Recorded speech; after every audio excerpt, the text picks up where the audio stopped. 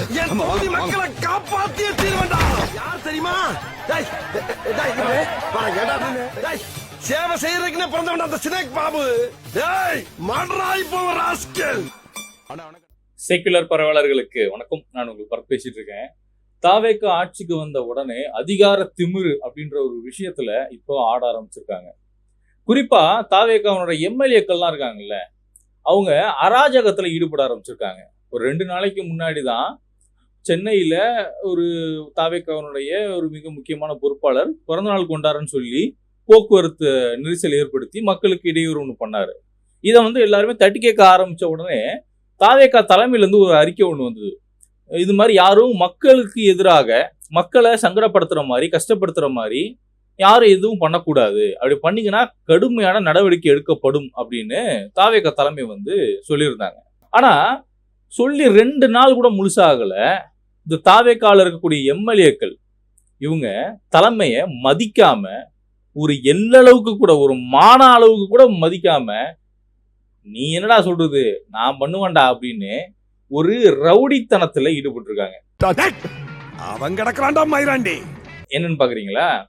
கிருஷ்ணகிரியில தாவேகாவோட எம்எல்ஏ அவர் என்ன பண்றாரு, சென்னையில இருந்து ஊருக்கு போறாரு. ஊருக்கு போறத பார்த்துட்டு அங்க இருக்கக்கூடிய தாவேகா தொண்டர்கள் என்ன பண்றாங்க, ரோட்டை மறிச்சு வெடி வெடிக்கிறன்ற பேர்ல மக்களுக்கு இடையூறு கொடுத்து ஒரு மிகப்பெரிய ஒரு போக்குவரத்து நெரிசலை ஏற்படுத்தி ஒரு அடாவடித்தனம், ஒரு அராஜகம். நான் எம்எல்ஏடா, இது என் தொகுதிடா, நான் என்ன வேணாலும் பண்ணுவேன்டா, என்னை எவன்டா கேட்பான், தலைமையாவது மண்ணாவது மாக்காவது அப்படின்ட்டு தலைவர் ஒரு ஒரு அராஜக போக்குல சில அதிகார திமிர்ல சில விஷயத்த பண்ண ஆரம்பிச்சிருக்காரு.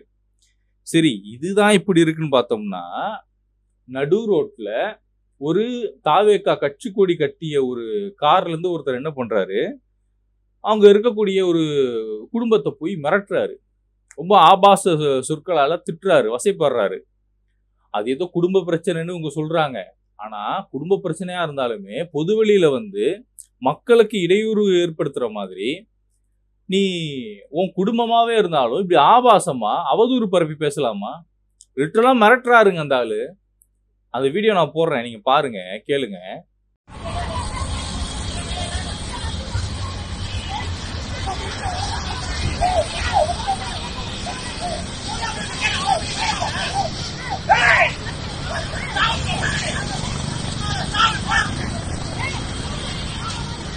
பாத்தீங்களா எப்படி எவ்வளவு திமிரா பேசுறாங்க பாருங்க. எவ்வளவு அராஜகம். என்னது இது? மாற்ற அரசியல். நீங்க இது அவங்க மாற்றமா? இதுதான் அவங்க மாற்றமா? இது போதாத குறைக்கு போஸ்டர் கலாச்சாரம், பேனர் கலாச்சாரம் ஒண்ணு இருக்கு. இது அழித்து ஒழிக்கப்பட வேண்டிய ஒரு கலாச்சாரம், சரியா? ஆனா இந்த தாவேகா தற்குறிகள்லாம் என்ன பண்றானுங்க, அதிகார திமிர்ல ஒருத்தர் வீடு கட்டி சொந்த உழைப்புல உழைச்சி வீடு கட்டி அவர் வாழ்ந்துட்டு இருக்காரு.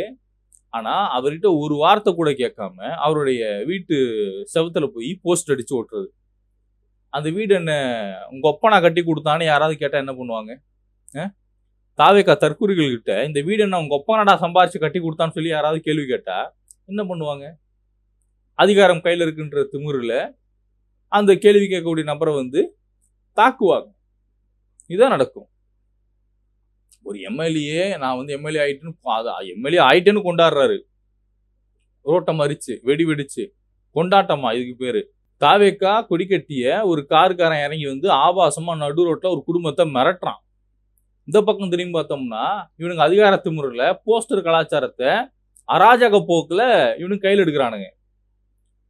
பாருங்க, தாவேகா வந்தா மாற்றம் வரும்னு யாரெல்லாம் ஓட்டு போட்டீங்களோ அவங்களுக்குலாம் இந்த வீடியோ ஷேர் பண்ணுங்க. தயவு செஞ்சு இந்த வீடியோவை அவங்களுக்குலாம் ஷேர் பண்ணுங்க. சொல்லுங்க, உங்க அண்ணன் கொண்டு வந்த மாற்றம் இதுதான், இந்த மாற்றம் போதுமா இல்லை இன்னும் கொஞ்சம் வேணுமா, அடுத்த 5 வருஷத்துக்கு உங்க அண்ணன் இன்னும் பெரிய பெரிய மாற்றத்தெல்லாம் காமிப்பாரு அப்படின்னு இந்த வீடியோ ஷேர் பண்ணி சொல்லுங்க. எல்லாரும் மறக்காம சேனலை சப்ஸ்கிரைப் பண்ணுங்க. ஏன்னா இனிமேல்ட்டு ஒவ்வொரு நாளும் ஒரு வீடியோ 2 வீடியோவோ டெஃபினட்டா வரும். தாவேகா அட்டூழியம் அப்படிங்கிறது நாளுக்கு நாள் அதிகரிக்குது. இவங்களுடைய அதிகார போக்கு அப்படின்றது வரம்பு மீறுது. ஸோ நம்ம டெய்லி செய்திகளை நான் உங்கள்கிட்ட கொடுத்துருவேன். எவ்வளோ வேகமாக உங்களுடைய ஆதரவு எனக்கு கொடுக்குறீங்களோ நம்ம அவ்வளோ வலுவாக இந்த தற்கொலை கூட்டத்தை நம்ம எதிர்க்க போகிறோம். இது சாதா கூட்டம் இல்லை, நம்ம திமுக எதிர்க்கிறோம், அண்ணா திமுக எதிர்க்கிறோம், நாம் தமிழர் எதிர்க்கிறோம், அந்த பேச்சுக்கே இங்க இடம் இல்லை. இந்த மண்ணுல அரசியல் ரீதியான ஆக்கப்பூர்வமான சண்டைகளோ விவாதங்களோ இருந்தால் அது நல்லா இருக்கும். அது திமுக, அண்ணா திமுக, நாம் தமிழர் இவங்க விவாதங்கள்லாம் பண்ணும்போது பார்த்தோம்னா முன்ன பின்ன இருக்கும். ஆனா தாவேகா தற்குறிகள் கிட்ட ஒரு ஆக்கப்பூர்வமான ஒரு விவாதமே நம்ம நடத்த முடியாது. அறிவு சார்ந்து அவங்களுக்கு எதுவுமே அவங்க கிட்ட செயல்படுத்த முடியாது. ஏன்னா அவங்களுக்கு அறிவுங்கிறது இருந்தா தானே. இது போதாத குறைக்கு ஊடகங்கள்ல நான் ஒரு செய்தி ஒன்று பார்க்குறேன். நான்லாம் உண்மைக்குமே மிரண்டேன். இதெல்லாம் நடந்ததுன்னா மக்கள், தாவேகாவுக்கு ஓட்டு போட்ட மக்கள் புரிஞ்சுக்கோங்க. நம்ம எவ்வளவு பெரிய தப்பு பண்ணியிருக்கோம் அப்படிங்கிறத புரிஞ்சுக்கோங்க. என்னன்னு பாருங்க, திருச்சி கிழக்கு விஜய் வெற்றி பெற்றார்ல, அதை ரிசைன் பண்ணிட்டாரு. இப்போ அந்த இடத்துல ரீஎலெக்ஷன் வரப்போகுது. ரீஎலெக்ஷன் வரப்போகக்கூடிய இந்த சூழல்ல தாவேகா தரப்புல இருந்து ஒரு 3 வேட்பாளர்கள், இந்த 3 பேரை வேட்பாளரா அறிவிக்கலாமா அப்படின்னு தலைமை ஆலோசனையில இருக்காதா செய்தி ஊடகங்கள் பதிவு பண்றாங்க. சத்தியம் டிவி போட்டிருக்கிறாங்க. அதுல முதல் இடத்துல இருக்கிறது யார் தெரியுமா? த்ரிஷா. கேட்கவே ஒரு மாதிரி கூச்சமா கேவலமா இருக்குல்ல. 2வது இடத்துல காஷ்மீர் சகாய ராஜ் அப்படின்னு சொல்லி ஒருத்தர், முஸ்லீம் போல. அடுத்து 3வது ஒருத்தர், அவர் கூப்பா கிருஷ்ணன். இப்போ இவங்க 3 பேர் தான் தலைமை வேட்பாளர் அறிவிக்க போறாங்கன்னு சொல்லி ஒரு உத்தேச பட்டியல் ஒன்று வெளியிட்டு இருக்காங்க. உத்தேச பட்டியலா இருந்தாலும் ஒரு நியாயம் வேணாம். இதை போய் நம்ம டிவிக்கு தொண்டர்கள்கிட்ட போய் இந்த மாதிரி நாளை பின்ன த்ரிஷா என்னங்க பண்ணுவீங்க, உங்க கட்சிக்குள்ள வராங்க, பொறுப்பு இருக்கிறாங்கன்னா என்னங்க பண்ணுவீங்கன்னு கேட்டா, எங்க அண்ணி வரட்டும், எங்க அண்ணனுக்கு பல்லு இருக்கு, பக்கோடா திங்கிறாரு, அது 32 பல்லு இருக்கு, அதனால பக்கோடா திங்கிறாரு, உங்களுக்கு என்ன பிரச்சனை அப்படின்னு கேட்கறானுங்க. ஏடா த்ரிஷா விளையாமாடா நீங்க சட்டமன்ற உறுப்பினராக உட்கார வச்சு சட்டமன்றத்துக்குள்ள அனுப்புவீங்க? ஏடா ஒரு தகுதி தராதாரம் வேணாமாடா? இந்த நாட்டை ஆள்றதுக்கு ஒரு குறைந்தபட்ச தகுதி தராதாரம் இதான் வேணாமாடா? என்னது? எம்ஜிஆரா இருக்கட்டும், அம்மையாரா இருக்கட்டும், கலைஞர் அவர்களா இருக்கட்டும், ஸ்டாலினா கூட இருக்கட்டும், எல்லாருமே மக்களுக்காக குரல் கொடுத்திருக்காங்க, போராடி இருக்காங்க. ஆனா த்ரிஷாலாம்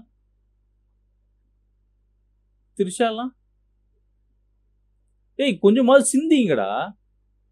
இதுல இவங்களுக்கு நம்ம தற்கொலைன்னு சொல்றதுல இவங்க கோபம் வேற வருது. இவங்க எந்த அளவுக்கு தற்கொலையா இருக்காங்க தெரியுமா? இவங்க எந்த அளவுக்கு தற்கொலையா இருக்காங்கன்னா, இன்ஸ்டாகிராம்ல இந்த ரூட் மாஃபியாவுடைய ஆதிக்கம்ங்கிறது அதிகரிக்குது. குறிப்பா ஃபேக் நியூஸ் பரப்புறது அதிகரிக்குது. அந்த ஃபேக் நியூஸை இவனுக்கு நம்புறானுங்க. ஏதோ பாமர மக்கள் நம்புறாங்க அப்படின்னா கூட சரி, ஏதோ அறியாமையில நம்புறாங்கன்னு போலாம். இந்த ஐடி கம்பெனியில வேலை பார்க்கக்கூடிய, டாக்டரா இருக்கக்கூடிய, மிக முக்கிய பொறுப்புல இருக்கக்கூடிய நல்லா படித்த தற்குறிங்க தான் இந்த ரூட் மாஃபியாவுடைய ஃபேக் நியூஸ் நம்புறானுங்க. என்ன நியூஸ் தெரியுமா? விஜய் புதிய எச்சரிக்கையா, கவர்மெண்ட் ஆபீசர் யாருன்னா லஞ்சம் வாங்குனீங்கன்னா உங்க சொத்திலிருந்து 50% கவர்மெண்ட்டுக்கு கொடுக்க வேண்டும்.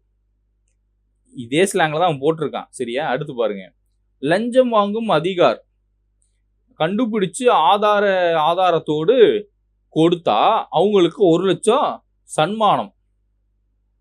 அதே மாதிரி போலீஸ் லஞ்சம் வாங்கினா ஒரு முழு சொத்தும் பறிக்கப்படும், அனாதை ஆசிரமத்துக்கு கொடுக்கப்படும் அப்படின்னு விஜய் எச்சரிக்கை கொடுத்திருக்காராம். இத ஒரு 1,34,000 பேர் லைக் பண்ணிருக்கான். இத ஒரு 7,000 சில்லற பேர் ரீபோஸ்ட் பண்ணிருக்கான். 61,000 சில்லற பேர் ஷேர் பண்ணிருக்கான். இவனுங்கெல்லாம் படிச்ச தற்குறி. இப்படி ஒரு அறிக்கை கவர்மெண்ட் சைட்ல இருந்து வரவே இல்லை. கவர்மெண்ட் நமக்கு ஒரு அறிக்கை கொடுக்குறாங்கன்னா அவங்களுடைய சீல் இருக்கும், அதுல சிஎம் உடைய கையெழுத்து இருக்கும், இல்ல அந்த துறை சம்பந்தப்பட்ட நபர்களுடைய கையெழுத்து இருக்கும். இப்படி ஒரு அறிக்கை வரவே இல்லைங்க. இவனுங்க பாருங்க, விஜய் புதிய எச்சரிக்கைன்னு சொல்லி சும்மா, அதுவும் ஸ்பெல்லிங் மிஸ்டேக்கு பரப்புற ஃபேக் நியூஸ்ல கூட இவனுங்க ஃபேக் நியூஸ் தான் பரப்புறானுங்க. அதுலயுமே ஸ்பெல்லிங் மிஸ்டேக் கூட பரப்புறானுங்க. தமிழ் தெரியல இவங்களுக்கு. இவங்கெல்லாம் படிச்ச தற்குறி. இதனாலதான் சொல்றோம் உங்களை தற்குறின்னு. கொஞ்சம் கூட ரிசர்ச் பண்ணணும். இப்படி ஒரு சம்பவம் நடந்திருக்கா, ஏதாவது அறிக்கை கொடுத்துருக்காங்களா கவர்மெண்ட் சைட்ல இருந்து, அபிஷியலா ஏதாவது நோட்டீஸ் வந்திருக்கா அப்படிலாம் இவங்க செக் பண்ற அறிவுங்கிறதே இல்லை. இதுவாவது பரவாயில்லைங்க, இதுவாவது பரவாயில்ல. இன்னொரு செய்தி படிக்கிறோம் பாருங்க. இனிமேல் தமிழக அரசு அதிகாரிகள் லஞ்சம் கேட்டால் உடனே அலையுங்கள் அப்படின்ட்டு தமிழ்நாடு ஊழல் தடுப்பு மற்றும் கண்காணிப்புத்துறை, அதாவது டிவிஎஸ்சி, சரியா, அந்த டிபார்ட்மெண்ட் லஞ்ச ஒழிப்புத்துறை அப்படின்னு சொல்லி இவங்க ஒரு 4 நம்பர் ஒன்று கொடுத்து வச்சிருக்கிறானுங்க.